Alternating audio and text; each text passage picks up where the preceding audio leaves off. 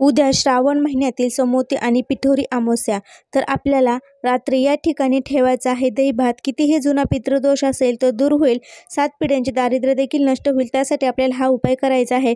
घराला खूप जुना पितृदोष आहे आणि वारंवार घरात दारिद्र्य येत असेल तर नक्की हा तुम्ही उद्या उपाय करा. रात्री आपलं सर्व काम वगैरे आवरल्यानंतर उद्या पोळा आहे, तर तुमच्या पोळ्याचे पुरणपोळी स्वयंपाक वगैरे झाल्यानंतर घरातील सर्व व्यक्ती झोपल्यानंतर तुम्ही झोपण्या अगोदर हा उपाय करायचा आहे. हा उपाय करण्यासाठी आपल्याला आणली 1 वाटीभर भात शिजवायचा आहे. हा भात शिजवल्यानंतर एका द्रोवणमध्ये किंवा एखाद्या न लागणाऱ्या वाटीमध्ये घ्यायचा आहे.